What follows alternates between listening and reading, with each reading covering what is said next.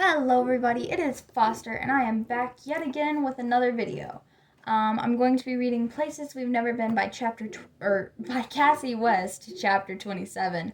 But first, I just wanted to say that I will be reading Not If I Save You First by Allie Carter after I finish this book. I put a poll up and it won by nobody voted for the other book, but that's fine. So, yes, I will be reading that, and I'm hoping that y'all will like it just as much as you like this one, and hopefully you guys will tune in to listen to that as well. Anyways, I'm gonna go ahead and get on with it and read what we are all waiting for. Anyways, chapter 27. The audience was clapping, and Paisley and Olivia were smiling, and I felt good for the first time since the day before when I'd gotten into a huge fight with Skyler over his sketchbook. I tried to talk to him once, and he gave me the silent treatment, which made me yell. The silent treatment is my thing. You're just supposed to be mad and then get over it. In hindsight, that probably wasn't the best reaction, but I was frustrated. I'd done nothing wrong, and he refused to hear me out.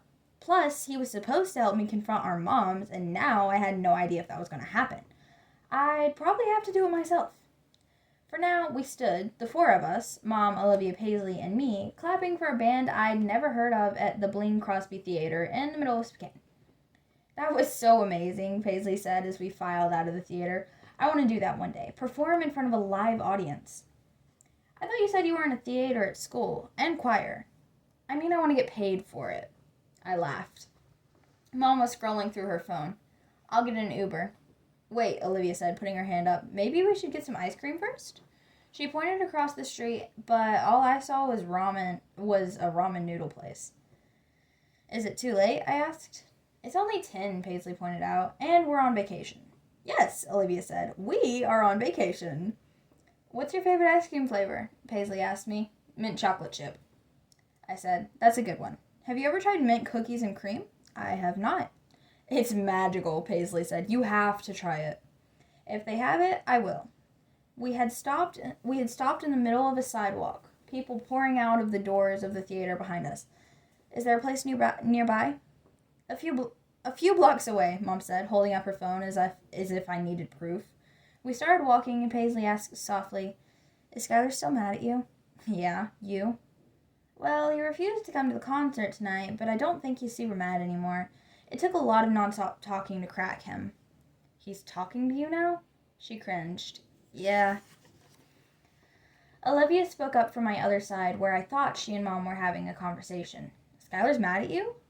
For something really stupid, I said, before she worried. He'll get over it.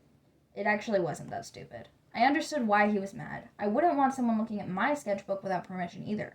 But I had tried to explain to him that I hadn't looked through it. It hadn't worked. He didn't believe me. We'd come a long way, but he obviously still didn't trust me.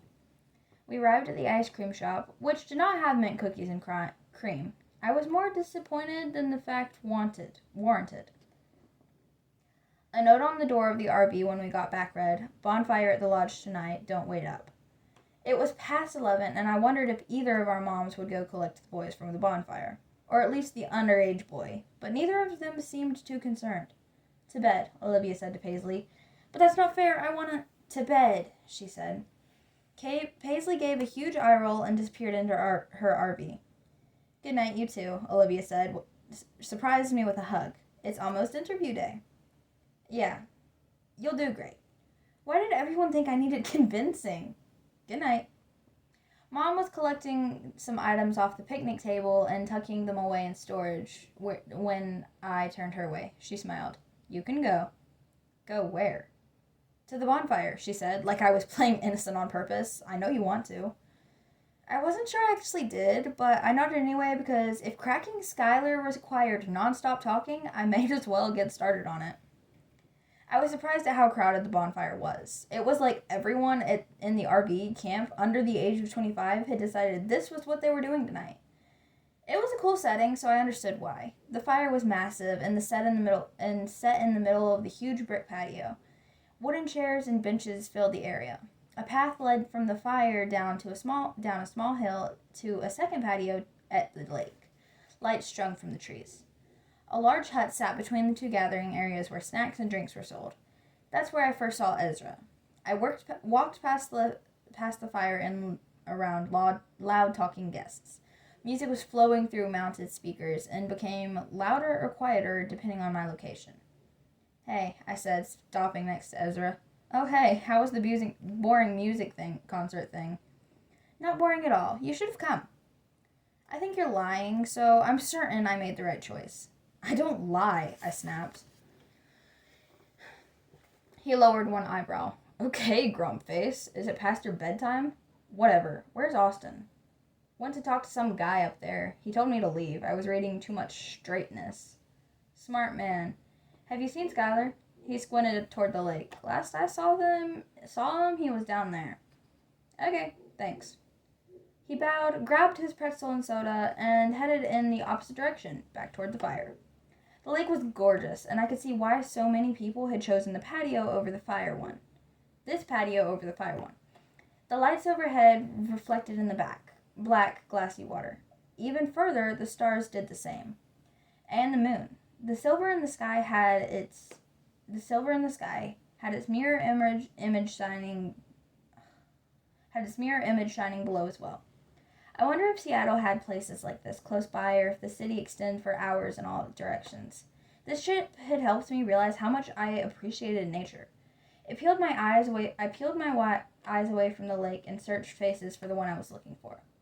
When I found it, I wished my mom had made me stay at the campsite, told me to go to bed like Olivia had told Baisley, because sitting on one of the benches staring out at the lake was Skyler, and he wasn't alone. A girl I didn't recognize was cuddled up into his side, her arm hooked in his. He wasn't giving her the silent treatment, like he had me for the past 24 hours. They seemed to be deep in conversation, in fact. I took several steps backward, walking blindly, unable to take my eyes off them. I bumped into a body and was about to apologize when I heard, "Hi, Nora." I cringed and turned around. "Hi, Ty." We were supposed to never see each other again. That was definitely the plan. Is fate trying to help us out? "Do you believe in fate?" I asked. "Sometimes," he said. "What about you?" "Maybe." My eyes drifted to Skylar on the bench with the pretty girl. Maybe fate is helping me out right now, letting me see something I need to see so I can move forward with my life in a week and a half. Ty looked over his shoulder and must have seen Skylar because he said, "Or maybe fate is giving you some motivation." I sighed. "To do what?" "March over there and claim what's yours." I've analyzed every single scenario of how that could play out, and there's only one that is slightly decent. Did you just quote Dr. Strange? Are you telling me you can see the future? Is Thanos going to destroy all versions of your love life? I laughed. I didn't mean to quote him, but I did, didn't I? He smirked and then said, "Could you at least let me save a little dignity and pretend you rejected me because you wanted to go after him?" "Oh yes, that is definitely what you should tell yourself. And I'm going to tell myself that he doesn't want me because we live way too far away. You can use that as an excuse for us too." That's a good one. But what we should really be telling ourselves is that we don't need another person to complete us. He pointed up toward the food hut. "I'm going to go get something to eat and try to find my other half." I laughed. "Good luck." He started to walk away. "Hey, Ty." He turned back. "You really are a nice guy. Thanks." "For being a nice guy?" I nodded. He jerked his head toward Skylar. "Living too far away is not a good excuse if you really like someone. Just saying." He smiled at me, then turned away. My eyes found Skylar again. It was a good excuse for not starting a relationship, but he didn't get to let go of our friendship so easily. I let my indignation fill me up, and I walked until I stood in front of the bench. "Hi," I said when Skylar looked up at me. "Hi," he said.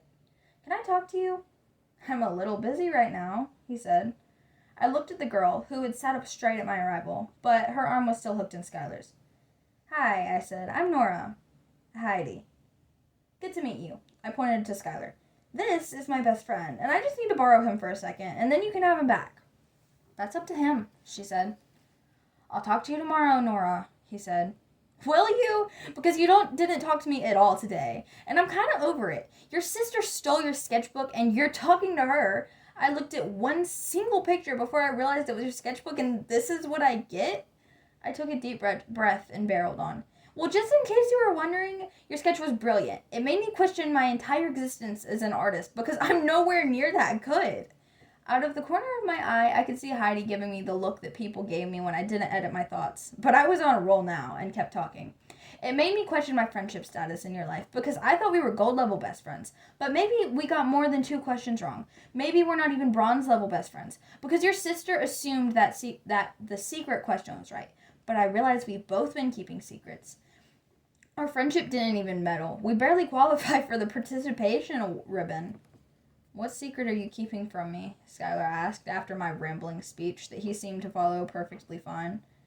I was surprised Heidi was still sitting there, her expression unchanging, like she was taking mental notes for a report she'd write later. She must have had that thought at the same time I did, because she suddenly stood. I'll just let you two work this out. Skyler stood as well, as if he were about to stop her, but then he didn't. I pointed up to the snack hut. You see that cute, dark-haired Latino guy up there? His name is Ty, and you should introduce yourself, Heidi. Seriously, Nora? Skyler said. Yes, seriously. Heidi squeezed Skyler's arm. It was good to meet you. Hang in there. And then she was gone. Hang in there? I asked. What does that mean? Nothing. Are you done with your speech, or do you have more to say? I want you to stop being mad at me. I can't just flip a switch, Nora. I'm going to be mad at you too, then. That's not how it works. Yes, I'm mad at you for being mad at me. Now I'm going to go back to the RV and give you the silent treatment for 2 days. You're not going to walk back there alone. I walked down here alone. Did I suddenly become less capable since talking to you? Do you know how many creeps there are in RV parks? Probably the same amount there are everyone else, I said, not wanting to admit I'd said the exact same sentence before. I'm going to walk you back, he said, holding out his hand like I needed not only his presence to walk me back, but also his guidance. My stupid hand betrayed me by grabbing hold of his. Fine, I huffed. Fine, he said, wrapping his fingers around mine. That's when I noticed he hadn't taken off the friendship bracelet I gave him. That seemed like a good sign. Once I'm safely tucked away, you can come back and talk to Heidi, I said as we started walking. I don't want to come back and talk to Heidi. But she told you to hang in there, I said. You must have been spilling your guts. Jealousy was a dumb emotion, I decided. Sometimes it's easier to talk to strangers. We both went silent after that. When we stopped in front of our RV, he pulled away and went inside without even a goodbye. The abruptness of the exit startled me. Apparently, he was even madder at me than I realized. I looked back at my RV, its windows dark. Mom had obviously gone to sleep. The thought of navigating to my bed in the dark seemed completely depressing in that moment. Or maybe it wasn't that thought that was depressing me. I took a single step toward my door when the one behind me opened. I turned to see Skyler reappear with his sketchbook in hand. Without a word, he walked toward a bench by the stream. I followed him. When I sat, he said, "Which sketch did you see?" "One you did of me." "What was brilliant about it?" He started flipping pages, a flashlight above the books shining down. "Your realism is incredible, but not only that, when I looked at it, I felt something." "What did you feel?" He kept flipping pages.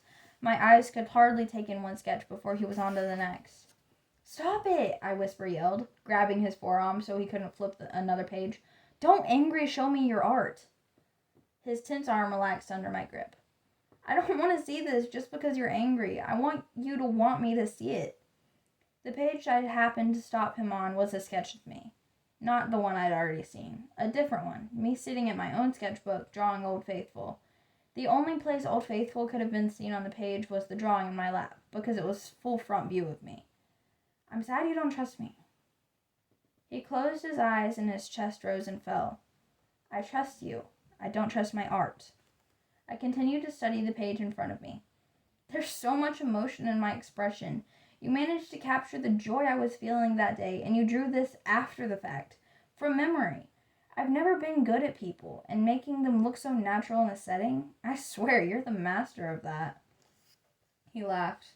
I forgot how good that felt. What? You believing in me.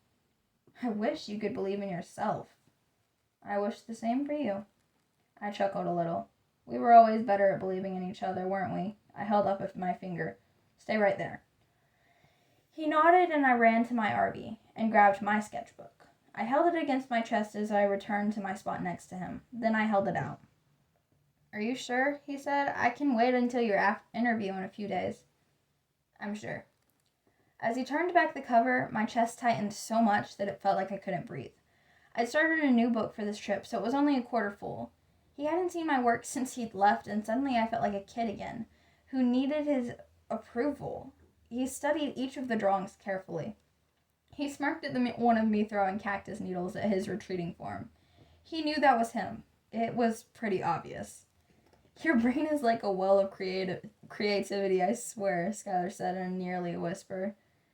The way he said it made it clear he thought that was a good thing. "These are incredible, Nora," he said. "You're like a pro now." My chest, which was still tight, made my laugh sound strained. "Yes, a real pro." "I'm serious. You are amazing." My lungs expanded with pride. He closed the book and set it on the bench on top of his book. "I'm sorry I got so angry about this yesterday."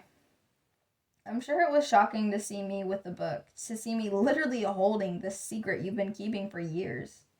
"A year," he said. "I only started drawing a year ago." "And you didn't want to tell your family because of the pressure it made you feel?" "The pressure wasn't the only reason I stopped." He turned off the flashlight.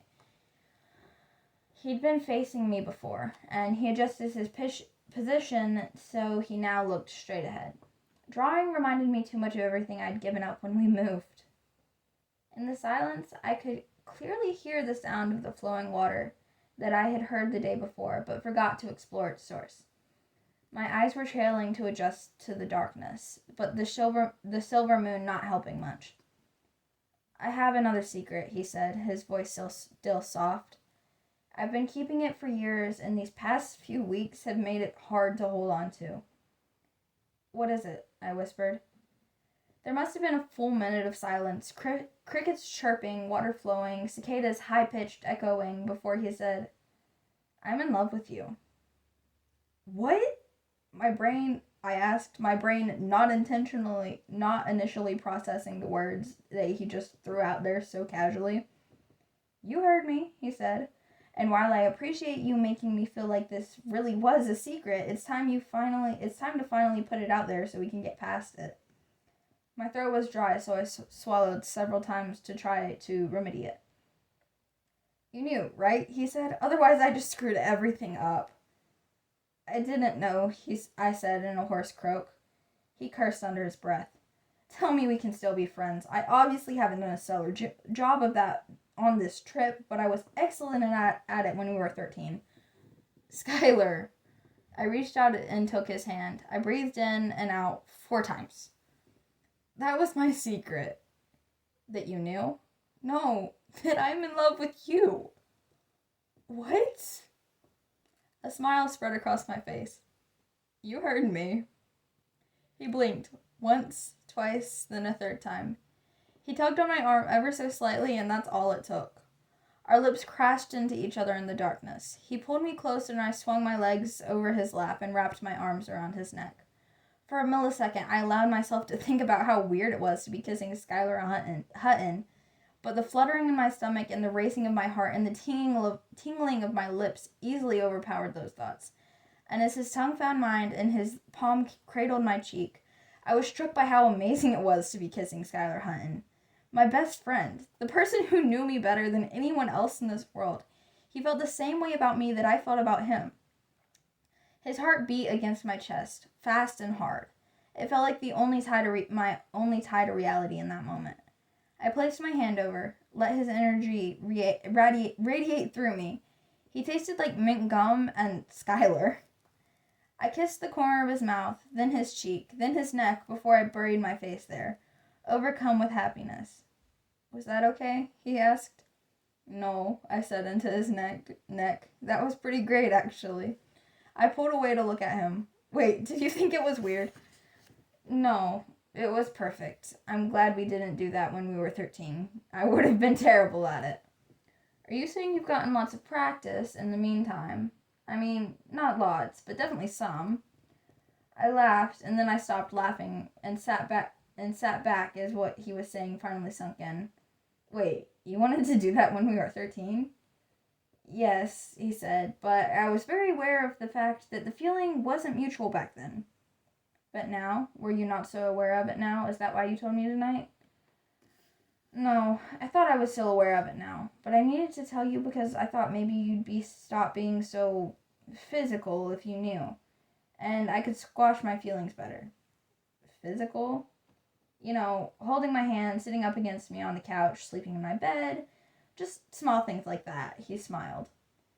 I could see his white teeth in the darkness. I wished I could see all his expressions better because I knew he was teasing me right now, and I loved his teasing eyes. I wasn't really hiding my feelings, was I? And here I thought I was doing such a good job. Oh, you did a good job. I had no idea. But why did you feel like you had to hide your feelings from me? Why didn't you just tell me? You're usually pretty honest about how you feel. The reason I wasn't reading too much into your actions.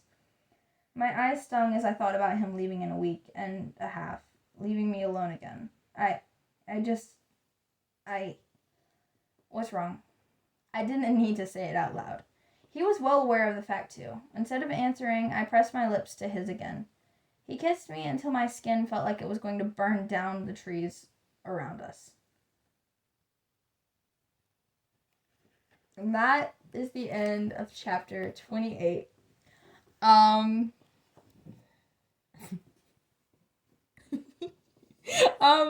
really don't know what to say, but I hope you guys enjoyed it. And yeah, thank you guys so much for watching it. And again, I hope you enjoyed. And yay! Yeah. Anyways, I'll see you guys in the next one. Bye!